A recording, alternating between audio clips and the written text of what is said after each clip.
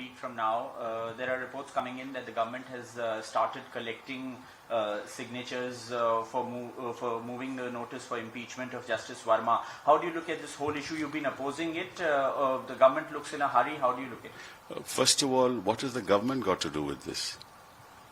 Under the Constitution, either 100 members of Parliament of the Lok Sabha or 50 members of Parliament of the Rajya Sabha may move a motion for impeachment. The constitutional process is dehorse the government. The government has nothing to do with this process. That's why the government is not given the right to move the motion.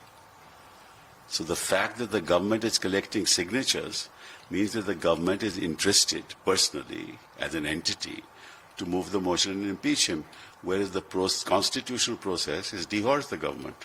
So I'm a bit surprised, but this is what happens when you have governments moving impeachment motions. Obviously, they don't want the judge for reasons that they know best. So you've been strongly raising this issue of Justice Shekhar Yadav. You were also part of the MPs who submitted a notice for removing an impeachment motion. There's been an inordinate delay. So who do you blame for the delay, and do you think there's an effort to protect him? Well, first of all, there are two different, methodologies applied. On the one hand, the chairman Rajya Sabha says that, look, as far as the impeachment motion against Shekhar Yadav is concerned, he has not yet verified the signatures. And one of the persons he says that whose signatures are not verified is me, whereas I am the one who presented the motion to him. That's one problem, that this motion was presented on December 13, where in July, and the verification has not been done. Obviously, the government wants to go slow. They want to obviously protect the judge. But on the other hand, the Minister for Parliamentary Affairs has made a statement that in this particular case, that is Yashwant Verma's case, we're going to move the motion. The government is collecting signatures to move the motion on 21st. And when the Judges' Inquiry Committee is constituted, they must finish the task within 3 months' time, because this cannot wait.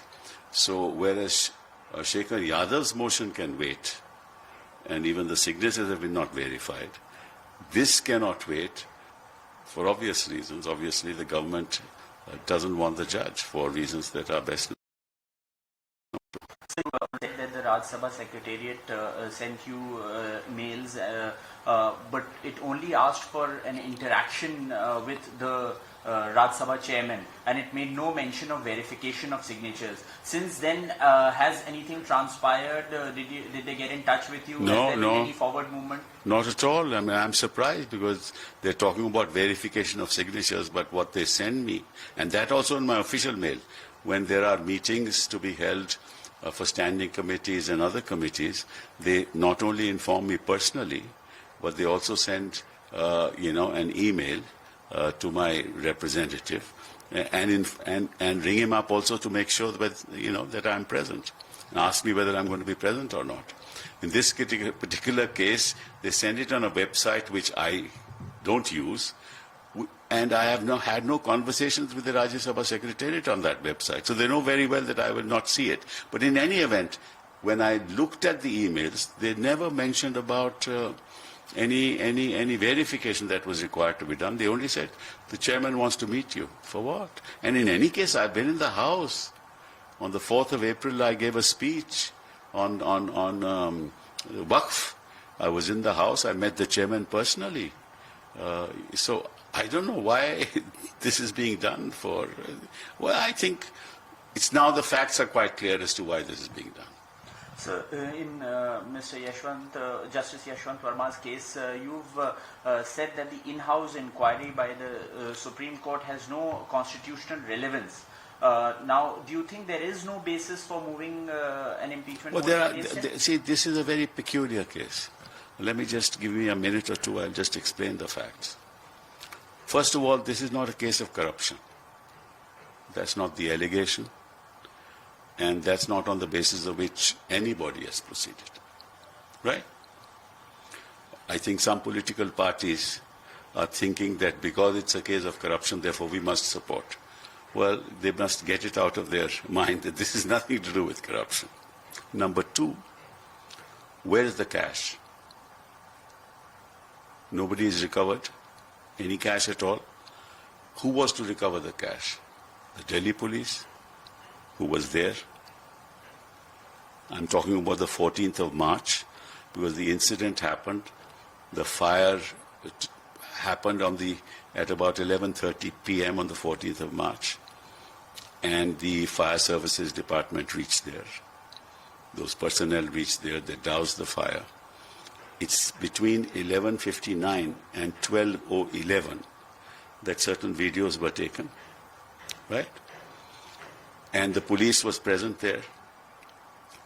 The police, as well as the fire services personnel, were present at the site till 1:56 a.m.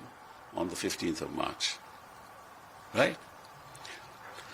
Between 12:11, when the last video was taken, and 11:56, we have no idea as to what happened to the cash, what happened to the currency, right? At 2 o'clock or 1:56 when they left, in between they never informed members of the family that any currency was recovered. They never informed. And there were other people present there, unknown people who we have no idea about during this period of time. So, number one, the question to be asked is, what was the duty of the Delhi police?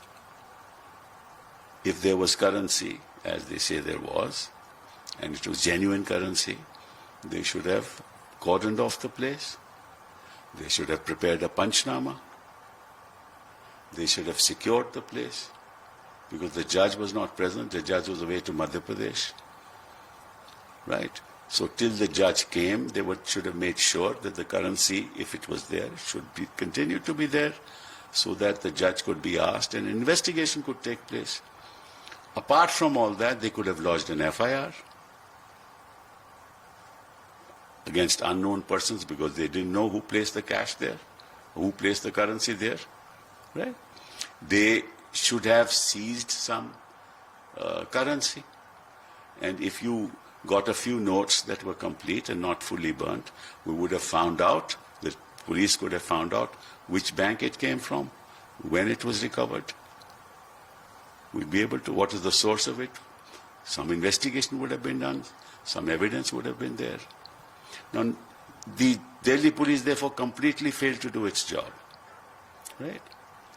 When you came to the committee, because this happened on the, as I told you, on the 15th morning, and the family was not told.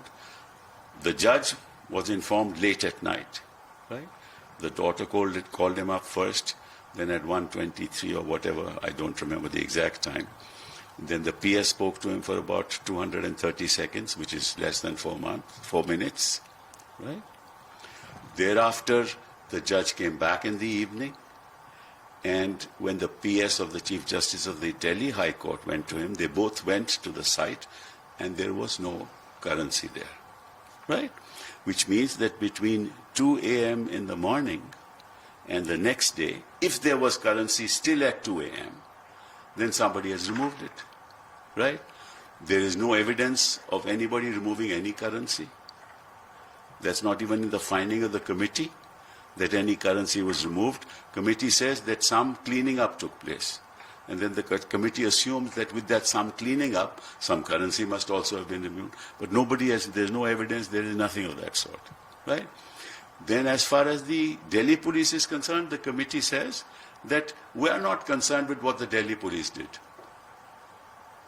What the committee says is, since the judge cannot explain, right, as to how the money came there, when the judge says he doesn't know and the money doesn't belong to him, how can he explain?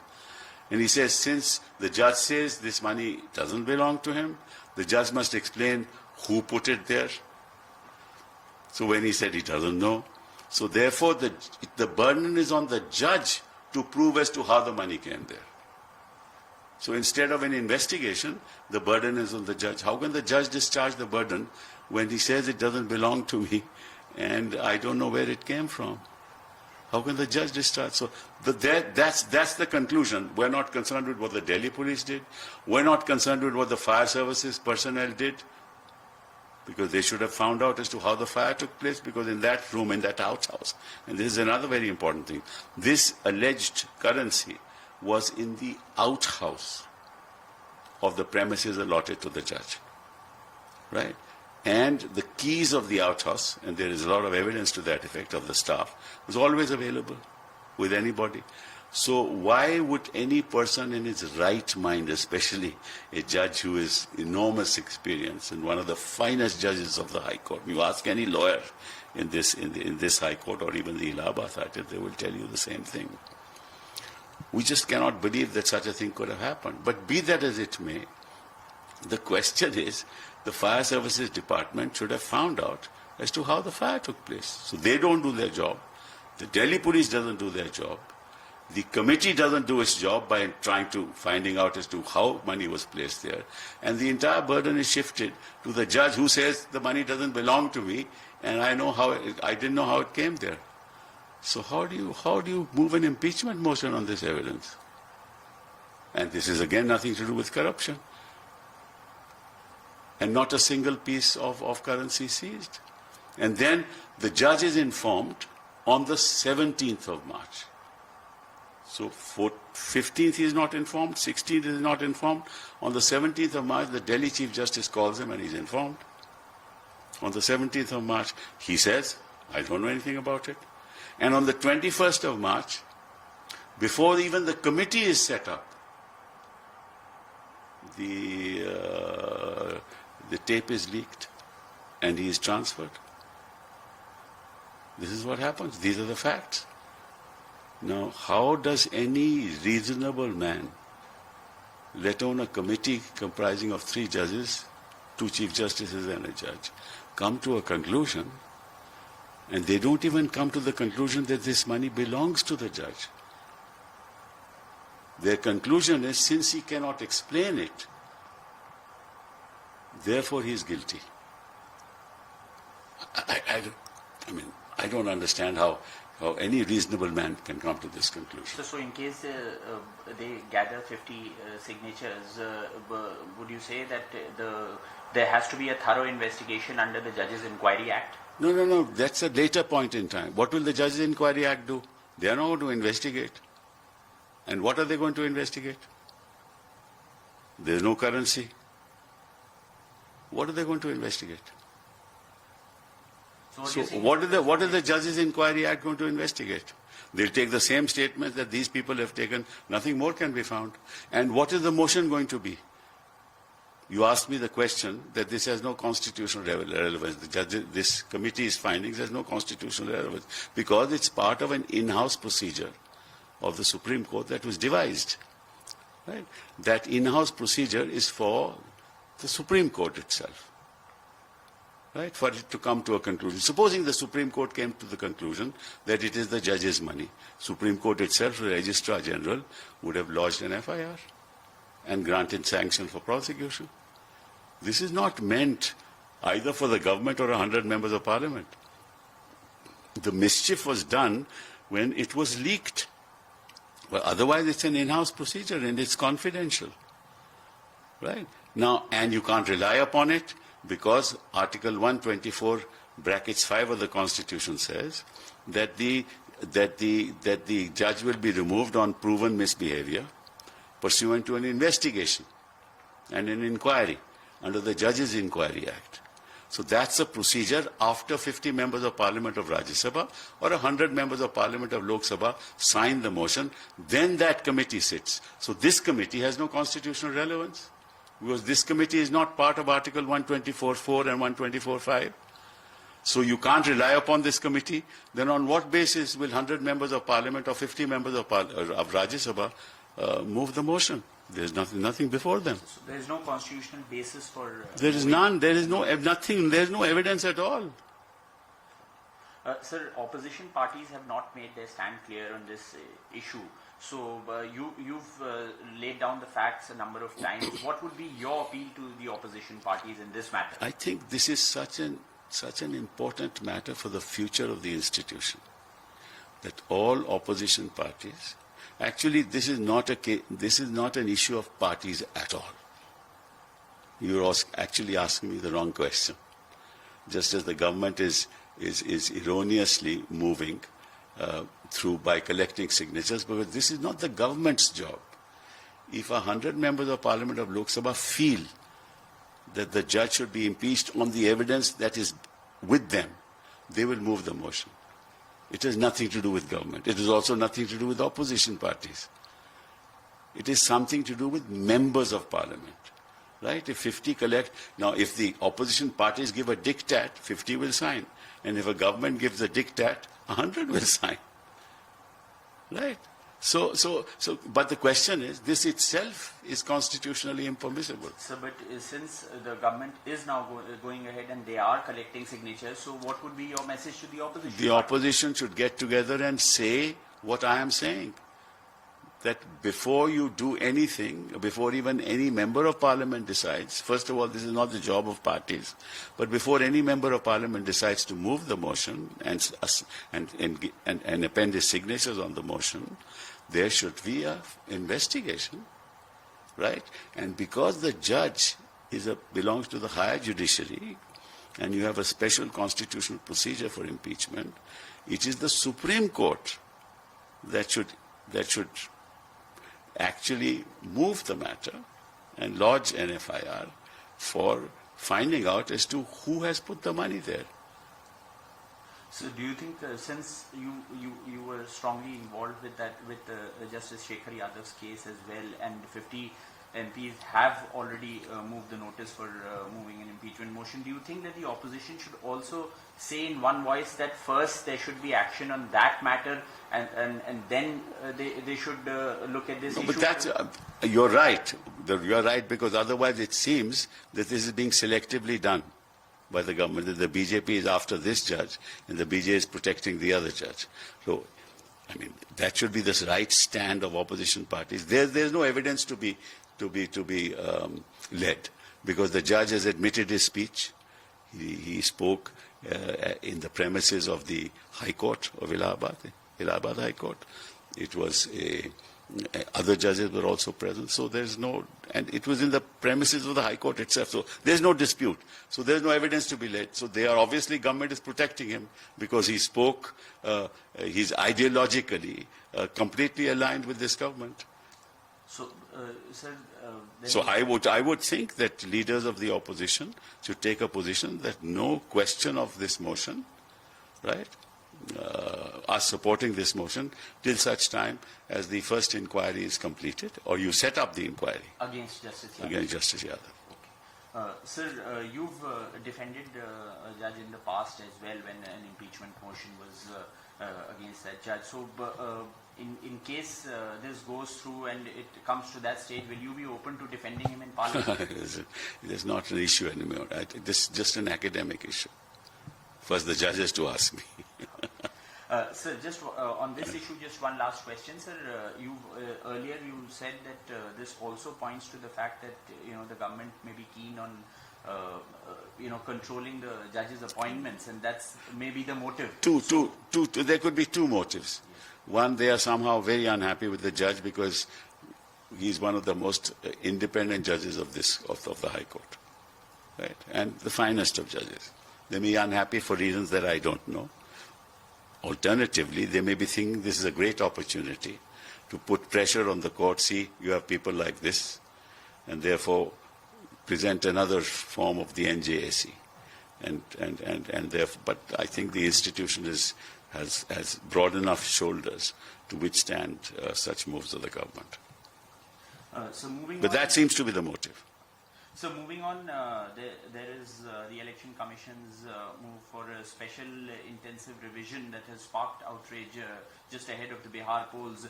Do you think, as many opposition leaders have pointed out, that the Election Commission is acting like a puppet in the hands of the government? Acting like? It has always been a puppet in the hands of the government for a long, long time, ever since this government came to power. I mean, the conduct of the Election Commission, the less said about it, the better. And in fact, each election commissioner surpasses the previous one in its alignment to this government. So this is a completely, according to me, an unconstitutional process that is being carried on. The Commission doesn't have the jurisdiction to decide issues of citizenship, and that also by a block-level officer. Sir, Congress leader and leader of opposition in the Lok Sabha, Rahul Gandhi, has said that the BJP is attempting to steal elections in Bihar as it had done in Maharashtra. Do you agree with him? No, I've been saying that they adopt all possible means to somehow win. In fact, this particular process of a special, intensive revision, right, is a process to ensure majoritarian governments for all times to come. This is the intent. Because if you delete the names of the poor people, the marginalized, the Adivasis, right, you will ensure that the majority party always wins. So this is yet another way of ensuring that, and this is very worrisome. So you believe that the Election Commission is acting with bias towards... I've always said that. I don't believe in the independence of this institution at all, because they have not reflected the independence that was expected of them. So one final question, sir. Your take on the Supreme Court order that was passed on this on the EC's revision of rules in Bihar. Some people have been calling that no stay was granted. No, I don't think I should. I was the counsel in the matter. I think whatever the court has said will be taken into account, hopefully, by the Election Commission itself, so that we don't have this controversy moving forward. But we'll see on July the 28th when the matter will be heard. And sir, this issue, do you think should also be taken up strongly in Parliament? Since well, yes, that's for the opposition to decide. But I think this is a very, very important, perhaps more significant than any other issue that we're talking about today. So one final thing, since Parliament is coming in, you're a strong voice of the opposition. What are the main issues that? Well, there's any number of issues this government raises every day. Any number of issues that we should talk about. The question is, they'll never give us time. They'll never allow that discussion to take place, whether it's foreign policy or it's other things, or it's the continuance of terrorist activities, or the isolation of India in the international community, or corruption matters, or the levels of corruption has tripled, quadrupled ever since 2014. The discrimination against states which are not ruled by the government, by the political party in power, the demonization of the federal structure of this country, and how it is being slowly eroded, and of course all the other issues that we're talking about, and then of course one nation, one election, which is another issue that's going to come up. And of course, the Maharashtra issue is a very, very important issue, because the Election Commission has still not been able to explain how there was a sudden spurt of voters in those constituencies, only in those constituencies where the BJP has won in Maharashtra. Thank you. Thank you so much. Thank you.